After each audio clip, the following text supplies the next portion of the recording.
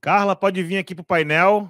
Vou te dar já as suas honras de você estar aqui comigo. Eu já te falei, repito, sou um fã, adoro o seu trabalho, desde quando a gente trabalhou junto na minha antiga empresa. Fiquei encantado, sigo encantado, te acompanho, te sigo, acho lindo o trabalho que você faz e estou muito contente de você ter aceito o convite para estar aqui com a gente, compartilhando essa sua visão maravilhosa sobre neurociência, diversidade, perfis, enfim. Estou muito feliz. Bruno, que legal, que bom revê-lo aqui, que oportunidade incrível de troca que você está me dando para poder falar sobre aquilo que eu mais gosto de falar, né? Gente transformando o mundo, gente transformando suas próprias realidades através do processo de desenvolvimento. Valeu, viu, Bruno? Bom, vou deixar com você aí. Boa sorte, obrigado. Deixa comigo. Vamos lá, pessoal. Então, muito boa noite a todos. Eu sou Carla Tchepo, sou neurocientista. Minha preocupação, meu foco de trabalho é justamente compreender como que o conhecimento sobre o funcionamento do cérebro pode apoiar a gente, especificamente nesses campos de desenvolvimento humano.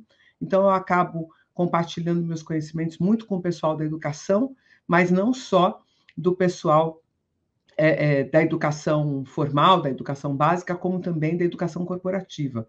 Eu já estou há bastante tempo formando líderes, discutindo a questão de gestão de mudança dentro das empresas, também milito bastante na questão da diversidade e da inclusão, e eu escolhi discutir um pouquinho com vocês hoje como os perfis comportamentais, essa análise que a gente faz do comportamento humano, acaba impactando as políticas de inovação e como que equipes diversas, né, têm um potencial maior até de agregar valor nesses processos, tá bom? Eu vou compartilhar com vocês alguns slides para, né, mantê-los, quem sabe, um pouco mais ativos nesse fim de dia, aí, uma jornada de várias falas muito interessantes. Então, vamos tentar manter a energia lá em cima para que vocês consigam me acompanhar, se manter atentos aqui a isso que a gente vai discutir. Não vou trazer informações muito técnicas, mas queria discutir com vocês, basicamente, o que esses tipos de perfis comportamentais têm a ver com os processos de inovação e como que a gente pode dinamizar esse conhecimento para poder trabalhar essas equipes e, quem sabe, trazer maior produtividade, trazer maior capacidade de entrega para elas, né? Eu queria começar discutindo com vocês por que a gente faz uma análise de perfil comportamental, né? E o que seria uma análise de perfil comportamental ideal? Basicamente, é a análise de perfil que me permite, a partir da análise do indivíduo, avaliar a dinâmica do funcionamento cerebral desse indivíduo. E isso não é uma coisa assim tão trivial, porque nós estamos justamente no grande desenvolvimento dos conhecimentos neurocientíficos nos últimos 30 anos. Então, ainda há muito conhecimento que pode ser aportado para justamente ampliar essa capacidade da gente compreender esses perfis comportamentais. Mas nós já estamos, né, vagarosamente tateando esse universo de fazer essa análise entre a dinâmica do funcionamento cerebral de um indivíduo para que a gente possa propor estratégias de desenvolvimento. Então, veja, aqui a gente já tem uma mudança paradigmática, porque no passado falava-se muito em eu vou designar, eu vou compreender como que esse indivíduo vou analisar o comportamento dele, aí quem sabe eu coloque até no crachá dele qual é a tipologia comportamental dele, e com base nisso nós vamos aprender a lidar com essa pessoa, com as potencialidades e com os recursos desse perfil.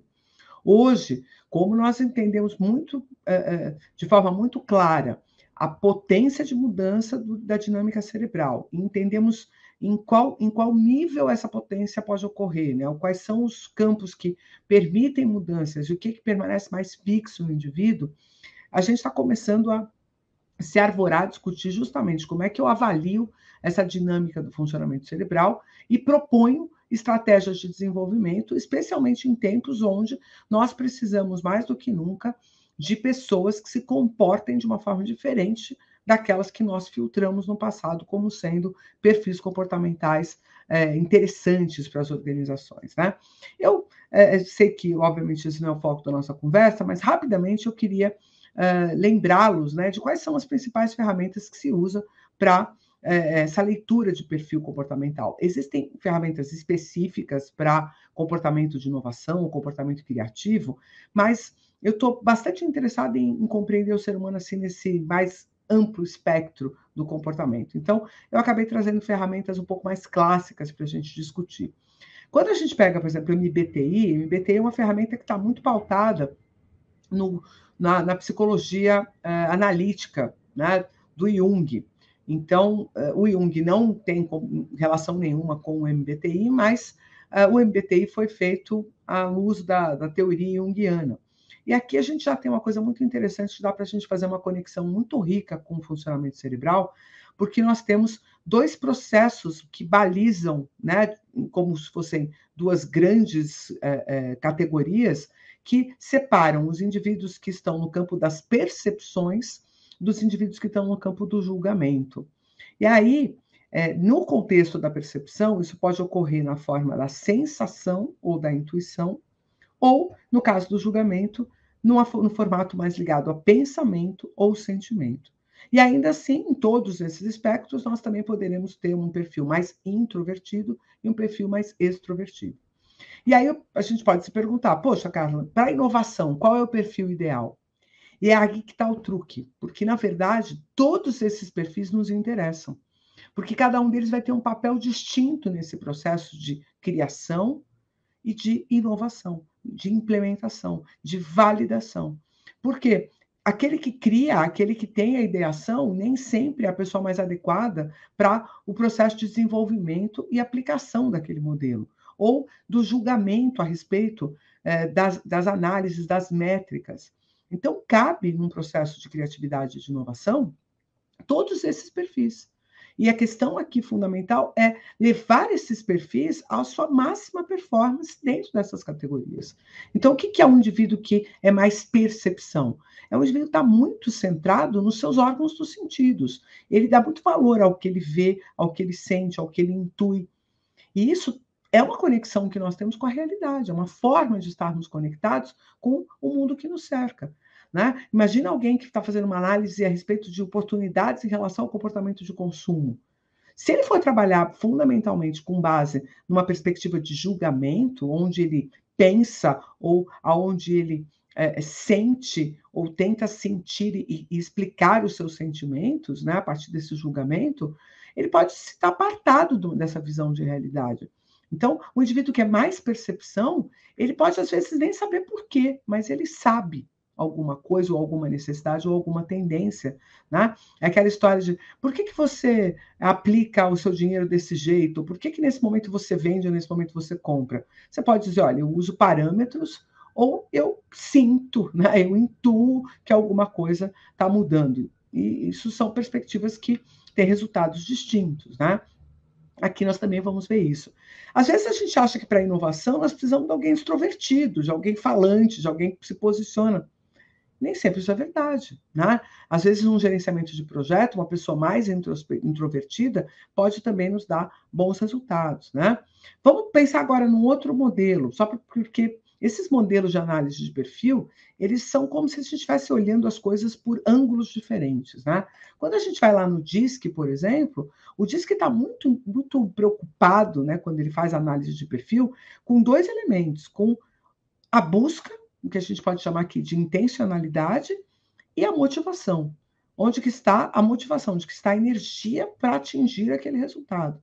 Repare, um indivíduo que é dominante, né, que tem uma dominância forte, qual é a busca dele fundamentalmente? É o resultado. É o típico antes feito do que perfeito, né? E ele está mobilizado por desafios, por uma eficácia, né? Às vezes não precisa que aquilo esteja perfeito, mas está funcionando, está rodando, então está entregue e vamos embora. Já o contrário disso, que é um perfil de influência, a busca dele é por relacionamento. Então, ele muitas vezes vai ser importante para gerar coesão entre esse time, para fazer com que as pessoas consigam conversar, porque ele é motivado pela liberdade, pela criatividade, por ver surgir as coisas novas. Então, ele vai cuidar mais desses outros aspectos. E, por fim, se você tem alguém que é inconformidade, que busca precisão, você pode dizer assim, poxa, cara, agora você não vai conseguir inventar um papel para esse cara dentro de uma equipe criativa, de uma equipe de inovação. Olha só, Quem é que vai regular o treco todo para que ele funcione, para que ele esteja sob controle, para que ele entre em conformidade, inclusive com princípios éticos, com compliance, com segurança, né? Quem é que vai cuidar do risco? Quem é que vai olhar para essas coisas? Você vai precisar de alguém em conformidade, né? E essa habilidade que está diretamente associado com colaboração, mas que tem muito a ver com lealdade, com segurança, né? Você pode pensar, cara, agora você não vai conseguir achar, né? Algo para que alguém que busca segurança e estabilidade faça dentro de um time que está buscando inovação. Mas olha, de novo, você está falando sobre uma perspectiva de um indivíduo que vai cuidar exatamente daquilo que as pessoas mais inovadoras, as pessoas que têm a criatividade, a flor da pele, que estão vendo as oportunidades, não vão cuidar. E aí você pode dizer para mim, Carla, acho que de verdade o maior risco então seria em harmonizar esses perfis. Eu acho que é justamente sobre isso que nós precisamos conversar, né? Mas antes disso, vamos dar uma olhadinha no último que eu queria compartilhar com vocês, né? Que é o Enneagrama. O Enneagrama tem grande valor aqui na forma como eu penso sobre essas perspectivas de comportamento, porque eu gosto muito dessa ideia que, inclusive, faz uma conexão muito forte com o funcionamento cerebral, que diz respeito a esses 3 centros de funcionamento de processamento dentro do cérebro, né? O centro sensório-motor, que é um centro meio bateu, levou, assim, né? Do centro ativo, são pessoas que encontram oportunidade, elas já começam a meter a mão na massa e já vão fazendo acontecer.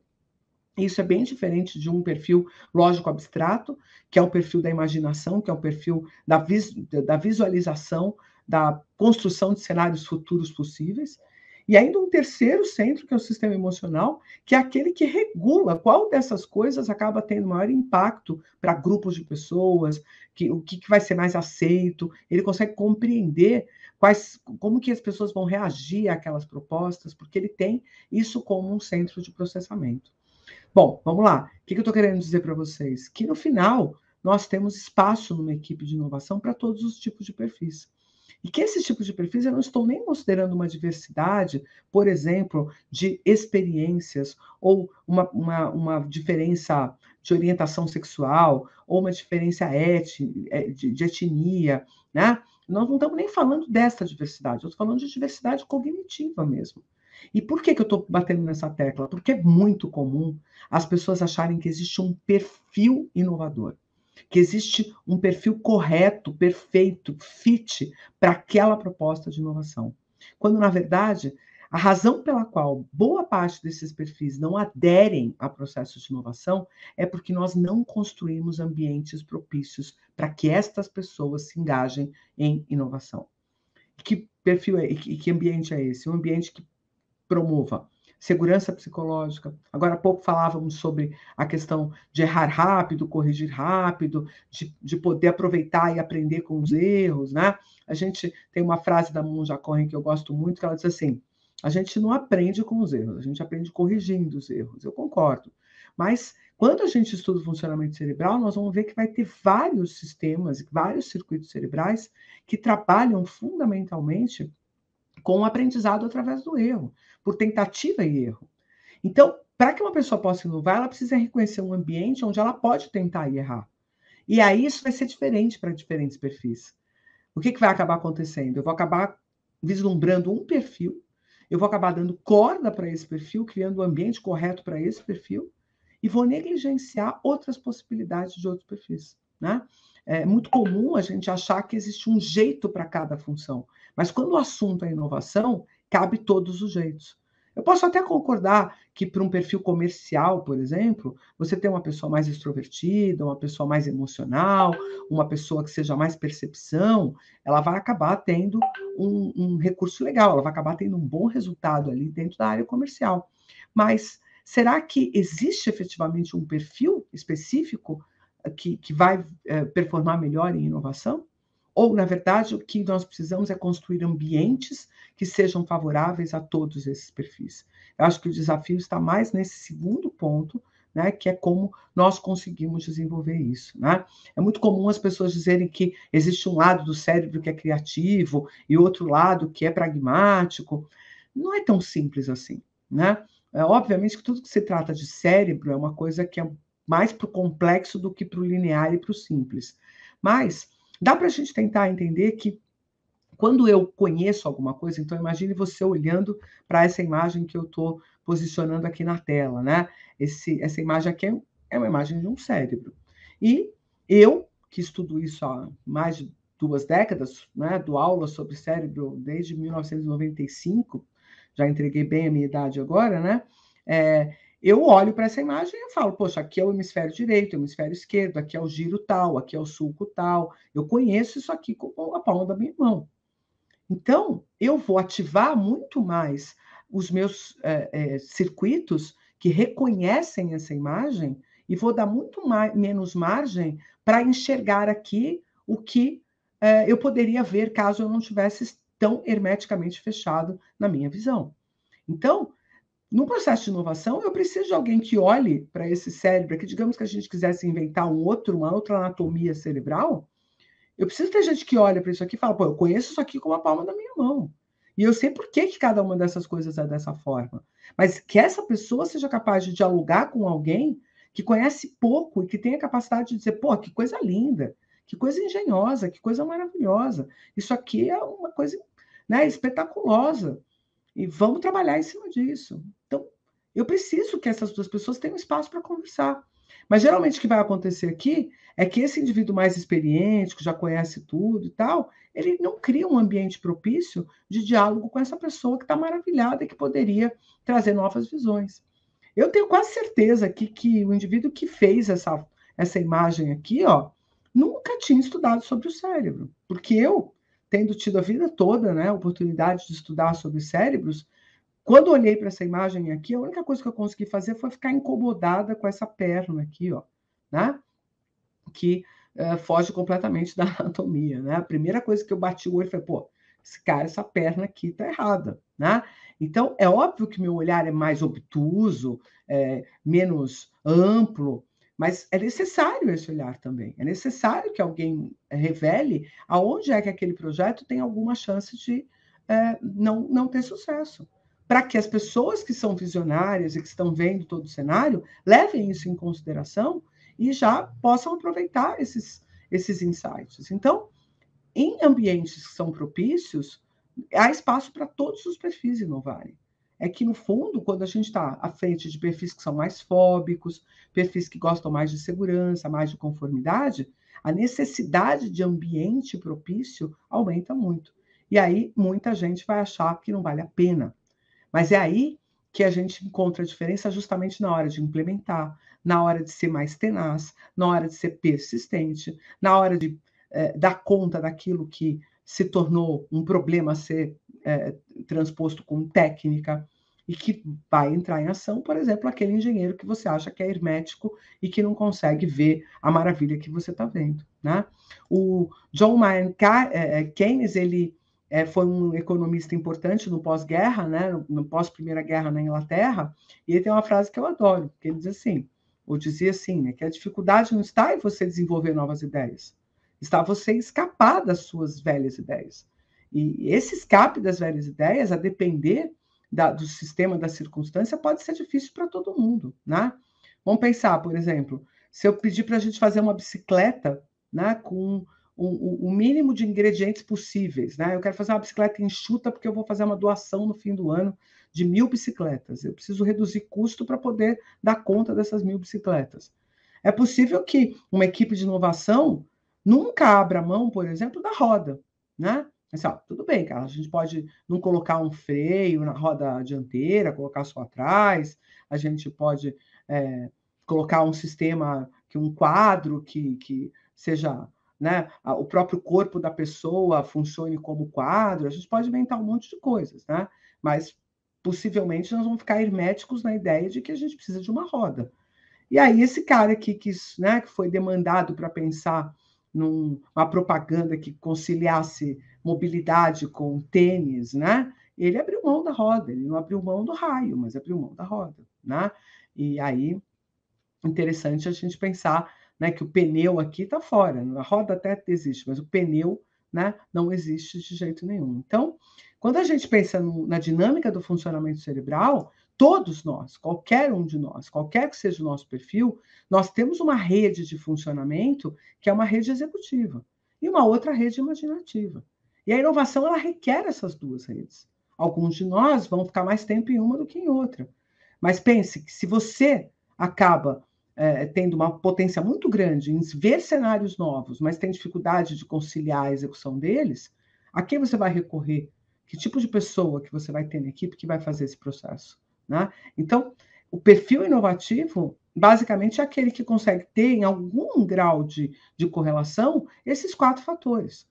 Né? Que integre uma sensação de liberdade, com uma sensação de inteligência, com a potência da criatividade, com uma motivação, mas que estas 4 coisas não obrigatoriamente precisam estar com uma quantidade certa e correta de ingredientes. Elas podem estar mais soltas, no sentido de que quem não conseguir encontrar tanta liberdade, mas tiver uma boa pitada de inteligência, pode muitas vezes, através de uma motivação, ser capaz de produzir uma ideia tão boa ou tão robusta quanto alguém que tenha muita criatividade, mas que, quem sabe, não encontre tanta motivação assim, ou tanta liberdade. Quer dizer, esses 4 elementos precisam estar coligados, precisam estar em conjunto dentro desse processo de produção de uma equipe inovadora.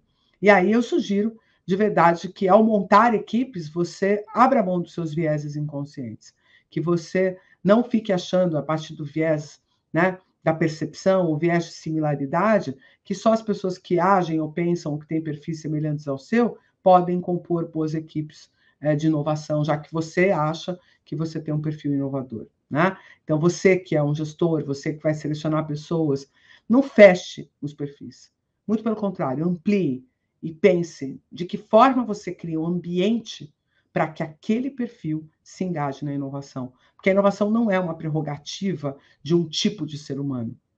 A inovação é uma prerrogativa humana, de agir no seu meio. Mas, para isso, é preciso que cada um de nós encontre um meio e um ambiente propício para que a gente efetivamente se lance, né, nessa aventura de inovar.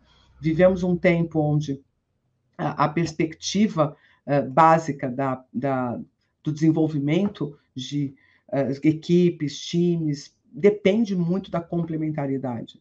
E nós já tivemos vários indicativos de que equipes diversas são equipes mais produtivas. Agora, cabe a gente largar a mão desses estigmas, né? De colocar determinadas tipologias fora desse jogo, como se elas não tivessem a contribuir. Comece a pensar se o seu ambiente de inovação é inclusivo o suficiente para poder aproveitar o máximo da potência de todas desses possíveis processos. Joia? E aí, Bruno, é por aí ou não? Sem dúvida nenhuma, Carla. Gosto demais de quando a gente discute vieses e modelos mentais, que hoje eu passei por isso. Não conseguindo ver isso de forma mais eficiente. Então, adorei o conteúdo que você trouxe. Muito, muito, muito, muito obrigado por fechar o nosso evento com essa energia, com essa visão que eu acho cientificamente aplicada, né, ao dia a dia de hoje e que a gente precisa despertar cada vez mais os nossos executivos. Obrigado mais uma vez. Tenha uma ótima noite para você. Você também, Bruno. Obrigado pelo convite, pela oportunidade. Um abraço a todos.